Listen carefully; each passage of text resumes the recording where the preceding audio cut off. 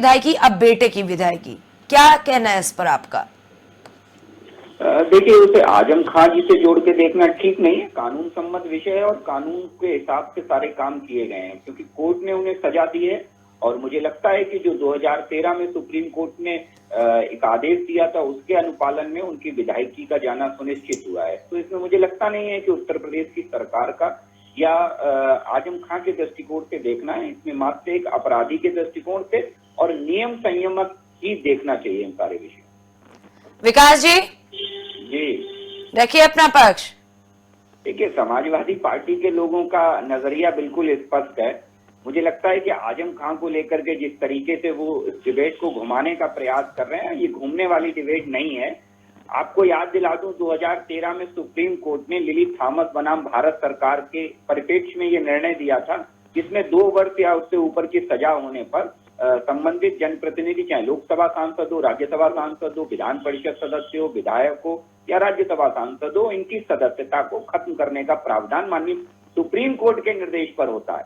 तो मुझे लगता है कि इसमें सरकार के दृष्टिकोण से देखने का समाजवादी पार्टी का नजरिया वही पुराना चाल चरित्र चेहरा है स्नेहा जी, सभी जानते हैं। दूसरी चीज ये है कि समाजवादी पार्टी के लोग आज ये देखें कि उनकी सरकार में जिन लोगों पर कार्रवाई नहीं होती थी, आपको याद हो वो डीएसपी बड़े आंसुओं से रोया था जिसने मुख्तार अंसारी की को पकड़ने का साहस किया था, वो संजीव कुमार डीएसपी, आपको याद होंगे समाजवादी पार्टी के शासनकाल में क्या स्थितियां रही संजीव कुमार जी की। ये पूरा देश जानता है, पूरा उत्तर प्रदेश जानता है। तो समाजवादी पार्टी की सरकार में तो केस ही दर्ज नहीं होते थे। चलिए, कम से कम बहन जी ने केस तो दर्ज किया। अब बहन जी ने केस दर्ज किया और उत्तर प्रदेश की माननीय योगी जी की सरकार ने न्याय सम्मत काम करते उस पर बाकायदा जांच की, और जांच के बाद आप दुर्भाग्य देखिए, समाजवादी पार्टी के लोग ये नहीं कह पा रहे हैं कि सुप्रीम कोर्ट दोषी है। अरे कह दीजिए ना कि 2013 में जो सुप्रीम कोर्ट ने निर्णय दिया है उसी का तो अनुपालन किया है उत्तर प्रदेश की सरकार ने। भाई, हमारा बनाया हुआ ये नियम नहीं है, ये माननीय योगी जी का, माननीय मोदी जी का बनाया हुआ नियम नहीं है, ये सुप्रीम कोर्ट का बनाया हुआ नियम है जिसका अनुपालन किया है हमारी सरकार ने। तो ये मुझे लगता है कि ये बड़ा फर्क है और समाजवादी पार्टी के चश्मे से ये फर्क नहीं दिखेगा, क्योंकि इनकी तो राजनीति रही है गुंडों और माफियाओं के बल पे सत्ता सरकार चलाने की। स्नेहा जी, पहले तो मैं बता दूं कि विनय जी ने बिल्कुल ठीक कहा कि ये उत्तर प्रदेश को डराने वाले लोग हैं, ये डरने वाले नहीं है। ये उत्तर प्रदेश की जनता को डराने वाले लोग हैं। और आज उत्तर प्रदेश की जनता बड़ी हर्ष और प्रफुल्लित है कि जो उत्तर प्रदेश के लोगों को डराने और धमकाने वाले लोग थे, आज वो बाबा जी के बुलडोजर से डर रहे हैं। और इन्हें शायद ये नहीं पता है कि जब पेपर लीक करने वालों के घर, चाहे वो आजमगढ़ के पेपर लीक करने वाले हों, चाहे वो बनारस के पेपर लीक करने वाले हों, चाहे वो इलाहाबाद के पेपर लीक करने वाले लोग हों, उनके घर पे जब बुलडोजर पहुंचता है बाबा जी का, तो वो जानकारी सही समाजवादी पार्टी के लोगों तक नहीं पहुंचती है। लेकिन स्नेहा जी आप तक पहुंचती है, क्योंकि आपने भी कवर किया था उस खबर को, मुझे याद है आपने उस खबर को कवर किया था। तो स्नेहा जी मुझे लगता है, सुन लीजिए श्रीमान जी, सुन लीजिए श्रीमान जी, सुन लीजिए, दायरे के साथ सुनिए। समाजवादी पार्टी का चाल चरित्र चेहरा पूरा उत्तर प्रदेश जानता है श्रीमान जी।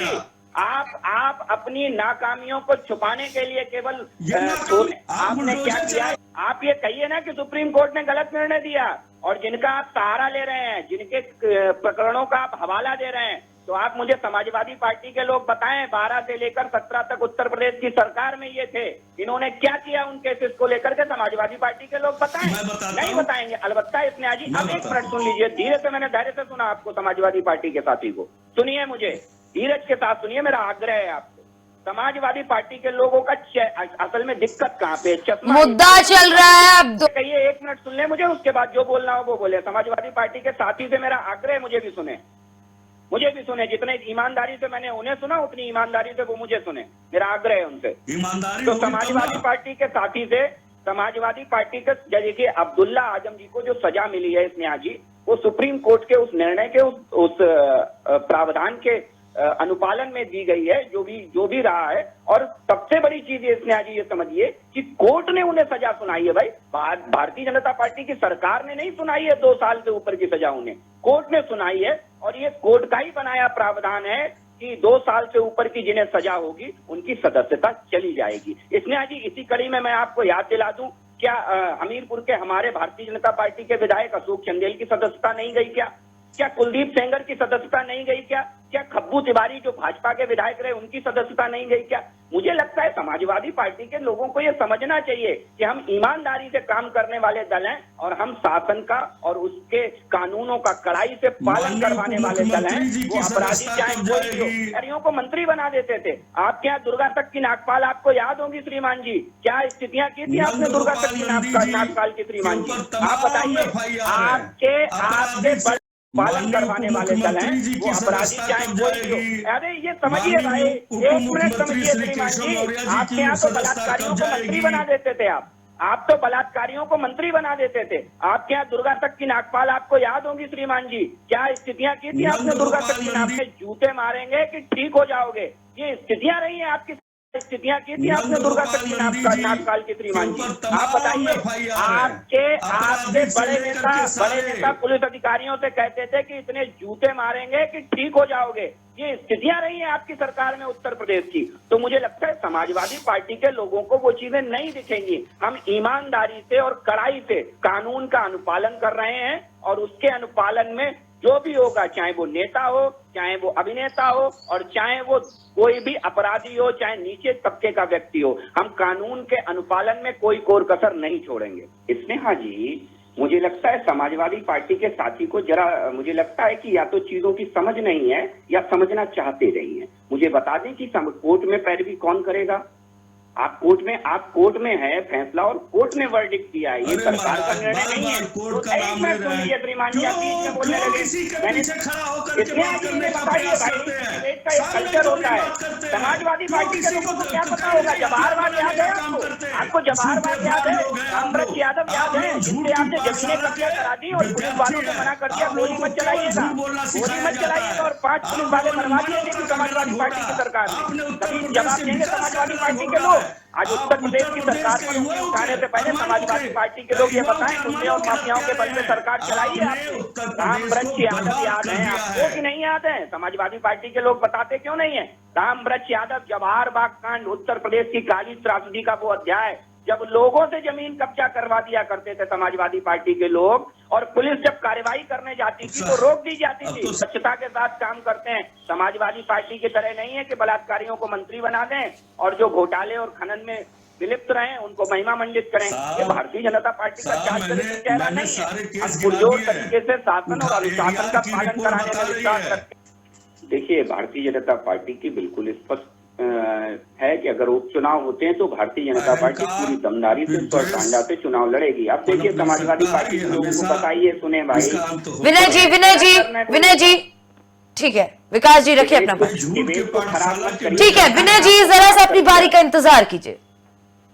विकास जी रखिए अपना पक्ष। मुझे लगता है भारतीय जनता पार्टी एक राजनीतिक दल होने के नाते जैसे ही वहां पे उपचुनाव अनाउंस होंगे तो भारतीय जनता पार्टी प्रयास करेगी, वहां चुनाव लड़ेगी, हर दमदारी के साथ चुनाव लड़ेगी। आपको याद हो, रामपुर लोकसभा चुनाव में भी हमने पूरी दमदारी के साथ चुनाव लड़ा। और देखिए, सीधे बात है कि जब विपक्ष चुनाव हारता है तो कभी ईवीएम को दोष देता है, कभी शासन प्रशासन को दोष देता है। मत बोलिए श्रीमान जी, अभी आप बोले हैं और जनता ने आपको बोलने लायक नहीं छोड़ा। जितना आप बोलेंगे उतना ही जनता आपको दरकिनार। विनय जी, विकास जी, एक एक करके अपना पक्ष रखिए।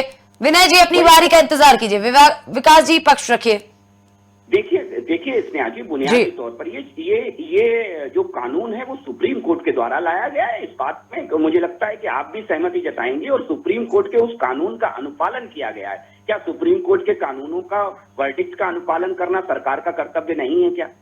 हमने वही किया, चाहे वो हमारे भारतीय जनता पार्टी के विधायकों के परिप्रेक्ष्य में और चाहे वो किसी अन्य दल के विधायकों के परिप्रेक्ष्य में, हमने बहुत ईमानदारी से उनका अनुपालन किया है। अब उसकी कड़ी में चाहे आजम खां हो और चाहे अशोक चंदेल, कुलदीप सेंगर हो, मैं बिल्कुल स्पष्ट रूप से कहना चाहता हूं, तो समाजवादी पार्टी के चश्मे से तो इसमें राजनीति दिखेगी और करना भी चाहिए। वो एक राजनीतिक दल है, लेकिन मुझे लगता है इससे पहले उन्हें इसका आकलन करना चाहिए और समाजवादी पार्टी को, लोगों को, मुझे लगता है कि उत्तर प्रदेश की जनता को यह भी जवाब देना चाहिए कि जब उन्होंने एक ब्राह्मण परिवार का भी हवाला दिया तो वहां तो प्रशासन के द्वारा एक कार्रवाई की गई है और जिसमें प्रशासन की लापरवाही की वजह से हादसा हुआ है। और समाजवादी पार्टी की सरकार में तो आपको याद हो कि भारतीय जनता पार्टी के उस नीरज मिश्रा, वो भी एक ब्राह्मण था और उसका सर कलम करवा लिया था समाजवादी पार्टी के गुंडों ने और मुलायम सिंह यादव जी के चरणों में रखवा दिया गया था। ये स्थितियां थी उत्तर प्रदेश के अंदर समाजवादी पार्टी के शासन में। आपको ये समझना पड़ेगा स्नेहा जी, और उसी की कीमत आज समाजवादी पार्टी चुका रही है। मुझे लगता है समाजवादी पार्टी को आत्ममंथन करना चाहिए। आप जितना ज्यादा बेवजह बातें करेंगे, उत्तर प्रदेश की जनता आपको उतना ही माकूल जवाब देगी। बार बार मुद्दा वही कि आखिरकार जब सपा के नेताओं पे इतनी बड़ी कार्रवाई 15 साल बाद और इतने पुराने मामले में हो रही है, अभी विनय जी ने कहा कि क्यों नहीं बीजेपी के नेताओं पे ये कार्रवाई हो रही है, उनके खिलाफ भी FIR दर्ज है। बिल्कुल ठीक बात है। जिस दिन कोर्ट का निर्णय उनके खिलाफ आएगा, जी मान लीजिए जैसे हमने भारतीय जनता पार्टी के विधायक अशोक चंदेल की सदस्यता गई, कुलदीप सेंगर की सदस्यता गई, खब्बू तिवारी की सदस्यता गई, उनकी भी सदस्यता जाएगी, इसमें कोई दो राय नहीं है। इसमें की ठीक है, उसके वर्डिक्ट का इंतजार तो करिए। आप समाजवादी पार्टी के लोग पूरे आरोपों में विश्वास रखते हैं, तो मुझे लगता है आरोप प्रत्यारोप नहीं, सच्चाई को स्वीकार करिए श्रीमान जी। और जिस दिन आएगी तो हम आपकी तरह नहीं है जो अपने लोगों को बचाते घूमे और मंत्री बनाने का काम करें ऐसे लोगों को जिन पे बलात्कार जैसे गंभीर आरोप लगे हों। तो भारतीय जनता पार्टी ऐसी सरकार नहीं चलाने में विश्वास रखती है। हम निष्पक्ष और ईमानदारी से सरकार चलाते हैं। पुलिस वालों के हाथ बांधने और 5 पुलिस वाले मरवा दिए आपने, 5 पुलिस वाले।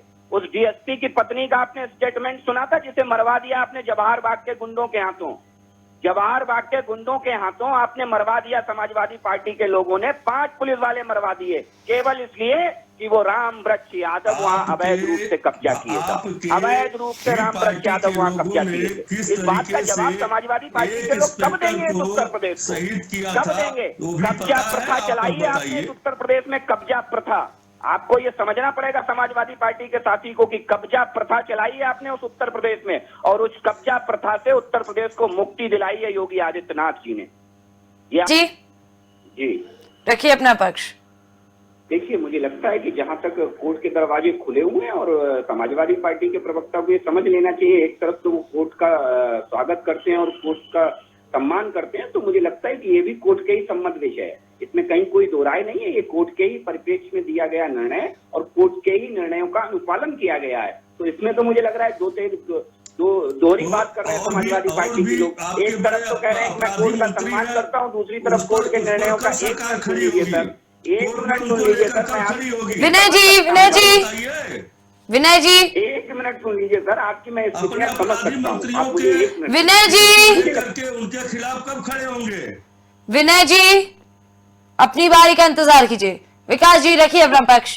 देखिए बुनियादी तौर पर कोर्ट के दरवाजे सबके लिए खुले। जब कोर्ट का निर्णय आएगा तो हर उस अपराधी को अगर सजा मिलेगी और वो अगर कानून सम्मत उस पर जो भी एक्शन होगा वो योगी जी की सरकार लेगी। इसमें दलों का कोई रोल नहीं है। कोई भी दलों, मैंने बता दिया कि भारतीय जनता पार्टी के विधायकों तक की सदस्यता गई है, तो इसमें कोई दो राय नहीं है कि जब निर्णय आएंगे कोर्ट के तो उसके हिसाब से उस पर सरकार अपना न्याय सम्मत काम करेगी और बदस्तूर करती जा रही है। समाजवादी पार्टी के लोगों को समझना चाहिए कि उत्तर प्रदेश की मंशा और उत्तर प्रदेश की स्थितियां क्या हैं। इसी समाजवादी पार्टी की सरकार में स्नेहा जी आपको याद हो कि कब्जा प्रथा हुआ करती थी। आज उत्तर प्रदेश की योगी जी की सरकार ने 1000 करोड़ से ज्यादा की जमीनें रिकवरी की हैं गुंडों और माफियाओं के कब्जों से।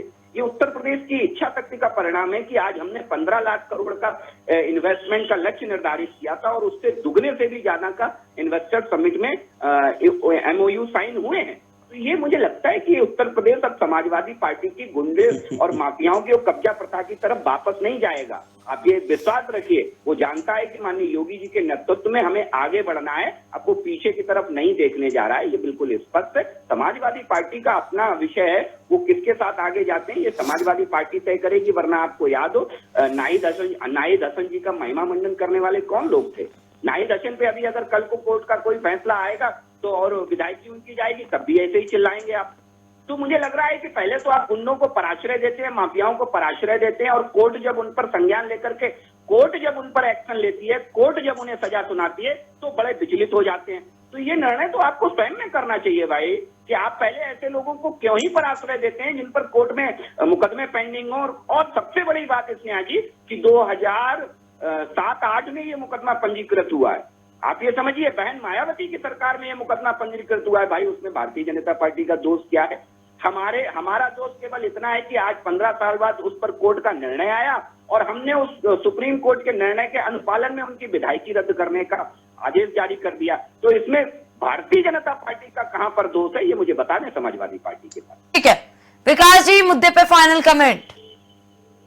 देखिए, स्नेहा जी, विकास के तमाम पूरे वादे करने के बाद भी अखिलेश यादव जी 2 बार सत्ता से बेदखल हो चुके हैं। तो मुझे लगता है यही उत्तर घमंड प्रदेश है। की जनता ने इनके अरे एक मिनट जनता तो लीजिए के- श्रीमान जी। जनता विनय जी, के- विनय जी, नहीं, यही घमंड है। ठीक है जनता के विनय लोग जी, तो किस तरीके से ये हंसते हैं कि हम तो ले ही लेंगे, झूठ फैला करके हम तो जनता से वोट ले ही लेंगे। मुझे तो लगता है कि समाजवादी पार्टी के साथी के प्रति मेरी सिंपैथी और मेरी संवेदनाएं भी इनके साथ में है। मुझे मेरी इन संवेदनाओं को स्वीकार करें समाजवादी पार्टी के साथी। उनके थोते विकास पर उत्तर प्रदेश की जनता 2 बार मोहर लगा चुकी है। आप क्या अगर लोकसभा के चुनाव को देख लें, विनय जी अपनी बारी का इंतजार कीजिए। विनय जी अपनी बारी का इंतजार कीजिए। विकास जी मुद्दे पे फाइनल कमेंट दीजिए। तो इनके थोते विकास पे तो जनता मोहर लगा चुकी है 2 बार उत्तर प्रदेश के विधानसभा चुनाव में और 2 बार उत्तर प्रदेश के लोकसभा चुनाव में। जी। अब रही बात, जहां तक आजम अब्दुल्ला की बात हो रही थी, इधर उधर की बात ना करिए। बता कि काफिला क्यों लुटा। समाजवादी पार्टी के पास क्या ऐसे उदाहरण हैं कि समानांतर रूप से समाजवादी पार्टी ने जब अपने विधायकों पर भी कार्रवाई की हो और जब विरोधियों पर भी कार्रवाई की हो, समाजवादी पार्टी के शासन में ऐसे उदाहरण आपको देखने को नहीं मिलेंगे स्नेहा जी। इसीलिए ये इधर उधर की बातें कर रहे हैं, क्योंकि ये हमारे तक इनकी स्थितियां बड़ी खराब हैं। अब तो लीजिए, प्रदेश की सरकार न्याय व्यवस्था को बिल्कुल करीने के साथ उस पर काम कर रही है। और आपको याद हो कि उत्तर प्रदेश का चुनाव उत्तर प्रदेश के लॉ एंड ऑर्डर पर लड़ा गया था और जिस पर उत्तर प्रदेश की जनता ने उस लॉ एंड ऑर्डर पर मोहर लगाई है। समाजवादी पार्टी के थोथे विकास पर और झूठे विकास मॉडल पर आपको याद हो कि समाजवादी पार्टी की सरकार में बिजली आना खबर हुआ करती थी। लखनऊ में तक, जो उत्तर प्रदेश की राजधानी है, वहां इन्वर्टर उद्योग बढ़ गया था और इन्वर्टर खरीदे जाने लगे थे इसी समाजवादी पार्टी की सरकार में। और आप जहां तक उत्तर प्रदेश की बात करें, हाँ, एटा, इटावा और मैनपुरी में जरूर बिजली आती थी। पूरे उत्तर प्रदेश को 5 जिलों में समेट दिया था आपने और एक इकलौता अब तो लीजिए, चलिए मत आप विनय जी आप समाजवादी सरकार के पहले बताइए उत्तर प्रदेश। देखिए, भारतीय जनता पार्टी मैंने स्पष्ट रूप से कह दिया है कि अब्दुल्ला आजम के पास विकल्प है। अपने वो पाठशाला की न्याय शिक्षा संगत अपने पर विकल्पों का। भाजपा अरे के भाई, झूठ के पाठशाला की अरे शिक्षा सुनिए अपने पास श्रीमान जी, रखिए। सुनिए। अरे एंकर की सुनिए, मेरी मत सुनिए भाई। आप एडिटर महोदय, आप विनय जी मेरी मत सुनिए। अपनी बारी का इंतजार कर लीजिए, इसके बाद आपका ही मौका है। अरे ऐसे तो झूठ बोलते ये जो समाजवादी पार्टी का है वही ठीक है तो विनय जी मुद्दे पे फाइनल कमेंट। और लगा हैं। ठीक है, टीवी पे भी बैठ के झूठ बोलेंगे, ठीक है, झूठ परोसेंगे और आप सुनेंगे। खाता ना भाई, जो समाजवादी पार्टी का है वही ठीक है तो विनय जी मुद्दे पे फाइनल कमेंट। और लगा दी। अब्दुल्ला आजम के पास पर्याप्त विकल्प हैं, वो न्याय संगत विकल्पों का अनुपालन कर सकते हैं।